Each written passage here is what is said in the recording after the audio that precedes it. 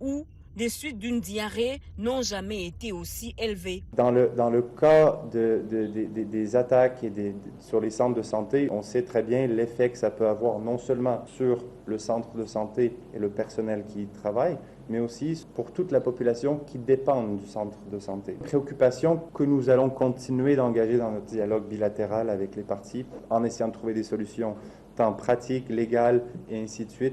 Au Nord Kivu, il a été observé une multiplication par 7 par rapport à 2024 du nombre de consultations en santé mentale et soutien psychosocial pour les victimes des violences par les armes et les violences sexuelles. Plus de 4600 cas notifiés au premier trimestre 2025. Selon le droit international humanitaire, les parties à un conflit armé sont tenues à respecter et à protéger les hôpitaux et autres installations médicales pour faciliter l'accès aux soins de santé, ce qui n'est pas le cas dans l'est de notre pays.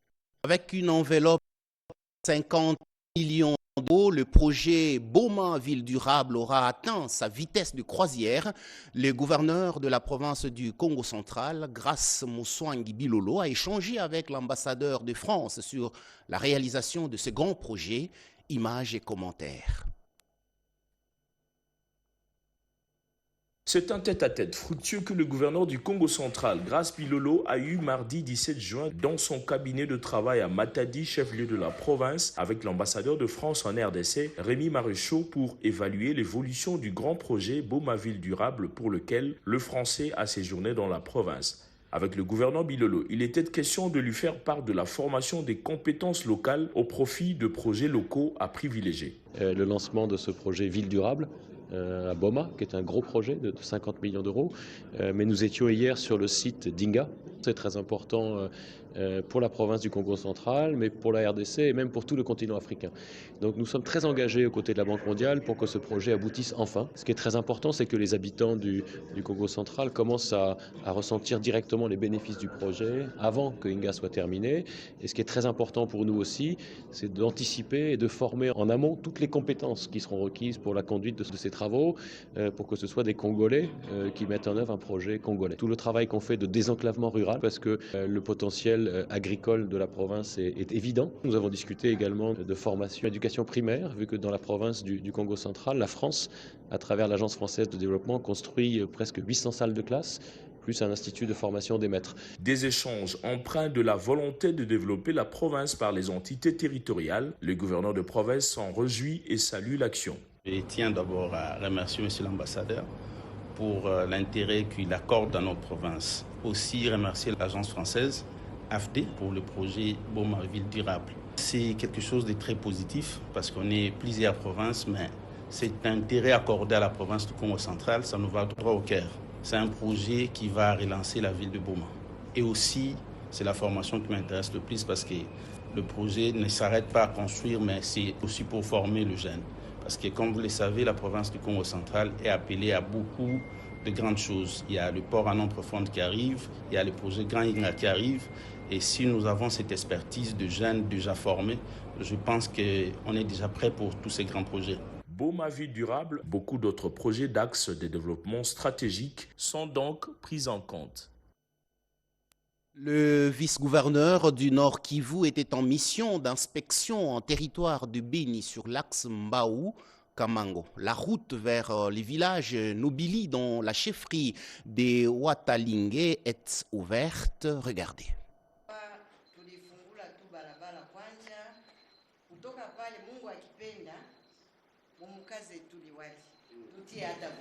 Au total, 80 km de route en terre bâtie qui ouvrent la voie à la frontière de Nobili entre la RDC et l'Ouganda, visitée par les membres du comité provincial de sécurité du Nord Kivu. Cet axe fermé il y a près de 5 ans est rouvert par la société SSV à la satisfaction du vice-gouverneur qui a inspecté également les services d'ordre opérationnel commis à la frontière.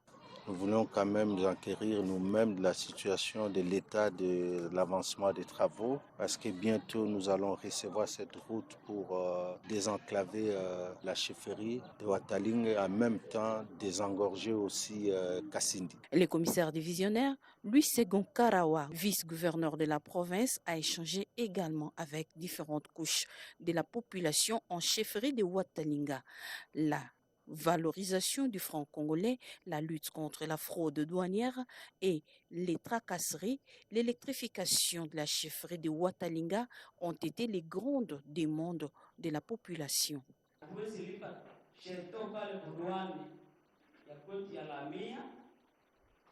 Na gouverneur alipitia kabandikia kusema basi tulipishe kakao ya mingi na ile kakao wanaprofite hiyo sana nafunga moto nasikia alete $500 balera hii yote. La visite des ponts sur les rivières Lutakila et Lubiria ont fait partie de la mission. Tout ceci en prélude de la remise officielle de cette route. Banvuku Yedi, dans la province de l'Ituri, vient d'être réhabilité par la société minière de l'Est du Congo en collaboration avec Dingxing, réalisation saluée par la population. Reportage. Longtemps considéré comme un véritable parcours du combattant, le tronçon reliant Bavokutu dans la chefferie de Walese Vonkoutou à Yedi, en chefferie de Walese Karo, long de 178 km en territoire de Mombasa, est désormais accessible à la circulation au grand soulagement des usagers. Les travaux de réhabilitation ont été exécutés par la société minière de l'Est du Congo, SMEC en cycle. Ces désenclavements tout attendu permet aux populations locales de renouer les échanges intercommunautaires. C'est réjoui Toya Bukato, chef de la chefferie de Basili, lors de l'installation du nouveau chef du groupement, précisément au village Kela 1. Occasion pour Francine Katirogo, notable de la région, de saluer l'engagement du président de la République Félix-Antoine Tshisekedi Tshilombo dans la restauration de la paix en Ituri. Selon elle, cette accalmie trouve une concrétisation tangible à travers cette initiative de développement financée par les dignitaires d'État, Saïdi Chichombo. La réouverture de cette route abandonnée depuis plus d'une décennie revêt une importance stratégique et économique. Elle permet de ravitailler plusieurs centres environnants en produits de première nécessité, facilitant ainsi le quotidien des populations locales. Le gouverneur de Lomami et au Katanga en audience au cœur de leurs échanges, le développement de deux provinces. Reportage. Les deux personnalités, Martin Kazembe Choula, vice-gouverneur de la province du Haut-Katanga, et Yvon Van Kalombo, gouverneur de Lomami, ont dans leur échange abordé plusieurs questions liées au développement avec un accent particulier sur le renforcement de la coopération entre la province de Lomami et le Haut-Katanga, avec comme objectif améliorer davantage les quotidiens de la population de deux provinces sœurs de la République démocratique du Congo. Yvon Van Kalombo a par ailleurs félicité les efforts de l'exécutif provincial du Haut-Katanga pour la modernisation en cours dans cette province. J'ai rencontré son Excellence Monsieur le Vice-gouverneur, avec qui j'ai eu à m'entretenir pour exprimer ma satisfaction d'abord pour la paix sur l'étendue de la province du Haut-Katanga et bien d'autres réalisations dans la vision du chef de l'État. Nous avons eu à échanger dans le cadre de la coopération interprovinciale sur des questions communes qui intéressent nos provinces. Vous savez que Lomami, ma province, c'est le Grand Kasaï et il y a une bonne population du Grand Kasaï qui vit au Katanga. Et donc, comme autorité provinciale, il y a tout intérêt à nous rencontrer fréquemment, à échanger sur la vie de nos communautés, sur la cohabitation de nos communautés. Le gouverneur Yvon Van Kalombo revient du Lualaba où il a participé à la 12e conférence des gouverneurs. Un coup de foudre s'est abattu sur l'Institut Saint-Rosaire d'Issiro, chef-lieu de la province du Haut-Uélé. Conséquences, locaux et matériels ravagés. Et c'est à quelques jours de la clôture de l'année scolaire. Nathalie Mboula Kabea. L'Institut Saint-Rosaire, l'une des grandes écoles de la ville d'Issiro, située dans la commune Mendambo, avec plus de 1300 élèves, vient de subir le premier drame de son histoire le mercredi 18 juin 2025. Alors qu'il pleuvinait, un coup de foudre d'une forte amplitude frappe un arbre situé dans la cour scolaire avant de s'en prendre aux câbles électriques et vomir du feu qui ravage, comme dans un film d'action, des locaux ciblés avec l'air contenu. Les dégâts matériels sont énormes, à en croire le préfet des études, frère Gracia Titayo Sapaka. Nous avons perdu la salle des professeurs, pour les bureaux de conseillerie pédagogique et même notre bibliothèque. Tout ce qui se trouvait au bureau de secrétariat de la comptabilité, nous n'avons pas pu récupérer quelque chose. Au niveau des bureaux des préfets, là, les jeunes du quartier et les jeunes de la paroisse Saint-Rosaire ont porté les mains fortes. Ils ont réussi à sauver quelques dossiers des élèves, quelques dossiers des enseignants. Mais tout ce qui est des immobiliers, les installations du bureau, nous avons tout perdu. La foudre, ce phénomène paranormal, déverse sa colère sur cette école au moment où l'on s'approche de la clôture de l'année scolaire en cours. En dépit de son cri de détresse, le préfet Gracia Titayo Sapaka rassure les parents et élèves que grâce à la numérisation, tout se passera bien à la date prévue. Dieu merci, nous avons essayé de formatiser plusieurs dossiers. Ce qui est de cette année scolaire, qu'ils aient leur apaisement. Nous allons évoluer normalement et nous allons proclamer normalement. Chaque enfant aura son bulletin, proclamer les 2 juillet comme le calendrier nous recommande. Signalons que l'Institut Saint-Rosaire est une école gérée par le frère de l'instruction chrétienne depuis plus de 26 ans. Ces communiqués officiels en provenance de la RVA, Régie de voies aériennes, voulais-je dire. Il est ainsi libellé. Séjour, le 18 juin 2025, alors qu'il venait pour pousser l'avion de notre compagnie aérienne Air Congo, un engin de la société Handling ATC a pris feu sur la voie de service du tarmac de l'aéroport international de Njili. Alertés, le sapeur-pompier de l'aéroport sont venus pour combattre le flamme qui s'échappait de l'engin. Opération du reste réussie telle qu'attestée par l'intégrité conservée de l'engin. À cet effet, contrairement aux diverses vidéos diffusées, relayées dans les réseaux sociaux, faisant état de l'incapacité d'injection d'eau par le tourelle du camion anti-incendie, la RVA-SA porte à la connaissance de l'opinion tant nationale qu'internationale que la nature de l'incendie, du reste cernable, imposait la mise en œuvre de procédures professionnelles en la matière consistant en l'usage de lanceurs d'eau latéraux et la visée du foyer de l'incendie. Ceci se justifie par le fait que la cible en flamme était à la portée de sapeurs-pompiers et que le lancement d'eau par la tourelle est approprié pour des cibles difficiles d'approche de grande envergure et avec une base d'effet difficilement localisable.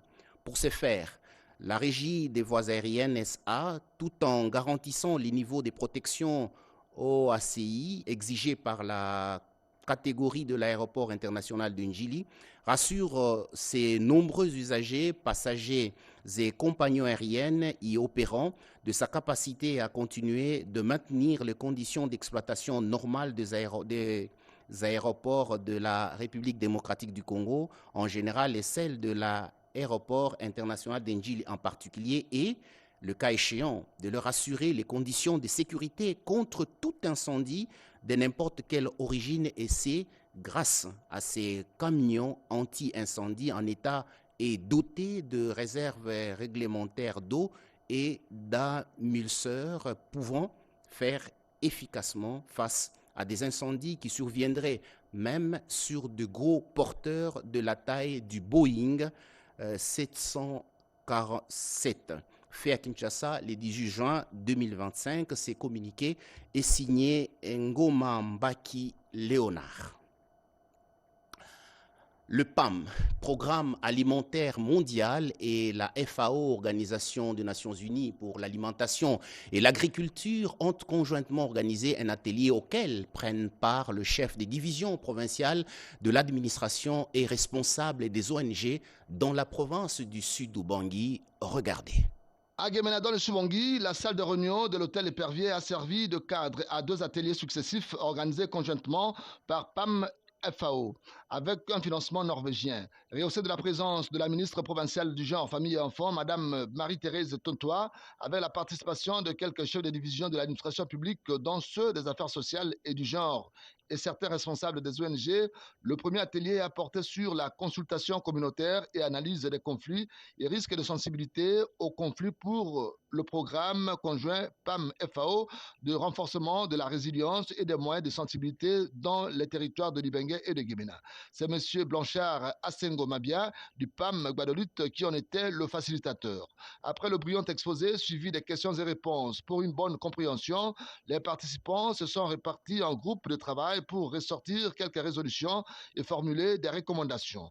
Au deuxième atelier, axé sur la sensibilisation et formation au profit des points focaux environnementaux et sociaux du Sud-Ubangui dans le but de sauver des vies et de changer les vies dans la zone d'intervention du programme PAM-FAO, Maître Théophile Bokuma Eloo, expert en sauvegarde environnementale et sociale, a à cette occasion rappelé aux participants les coordonnateur de quelques ONG et ASBEL et les points focaux de l'agriculture venus des territoires de Gemena et de Libengé, les 9 normes pour la sauvegarde environnementale et sociale. Au terme de ces 2 ateliers, Maître Théophile Bokuma Eloo s'est confié à la presse en ces termes. L'objectif primaire de cet atelier est de créer un noyau des experts en screening environnemental et social.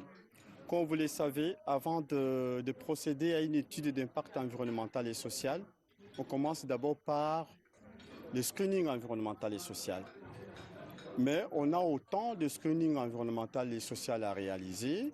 Il a été pour nous utile de procéder par la formation et le renforcement des capacités des agents étatiques que vous avez vus dans la salle. Terminons ce journal par cette revue de presse.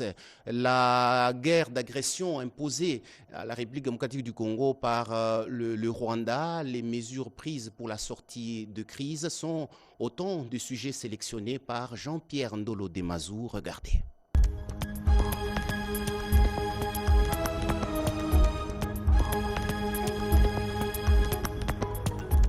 Bienvenue mesdames, messieurs à cette revue de presse du jeudi 19 juin 2025. Conflit dans l'est de la RDC, les experts congolais et rwandais s'entendent sur un accord préliminaire de paix, annonce Radio France Internationale. Réunis à Washington mercredi 18 juin 2025, les experts congolais et rwandais ont paraphé un document préparatoire à un accord de paix sous l'égide des États-Unis. Un pas important qui doit désormais être validé par les ministres des Affaires étrangères des 2 pays. La signature est attendue le 27 juin avant une possible rencontre au sommet en juillet en présence du président américain Donald Trump.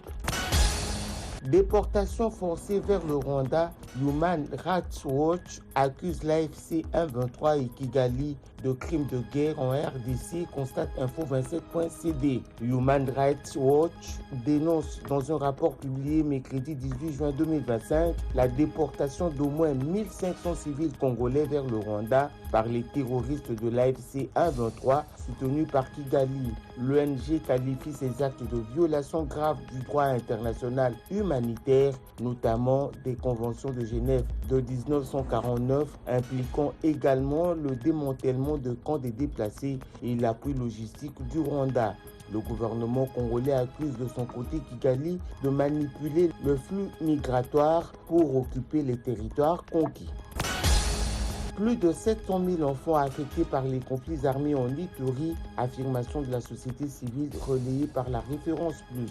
Depuis 2017, plus de 700 000 enfants sont directement affectés par les conflits armés en Ituri, principalement dans les territoires de Djougou et d'Irumu. Installés dans des sites de déplacés, nombre d'entre eux vivent dans des conditions précaires et sont privés d'accès à l'éducation. Vaccination contre la rougeole au Tanganyika, près de 32 699 enfants de 6 à 59 mois attendus à Kabimba, titre rtnc.cd. La campagne de vaccination contre la rougeole a été lancée à Kabimba, une zone située à environ 60 km de la ville de Kalemi. Cette initiative vise à protéger la santé des enfants de la région en réponse à une épidémie de rougeole persistante. Fin de votre journal de 13h30. La prochaine édition, c'est à 19h dans une présentation des Blandinois Vingana. Mesdames, Messieurs, excellente journée en compagnie de la nationale, la chaîne mère.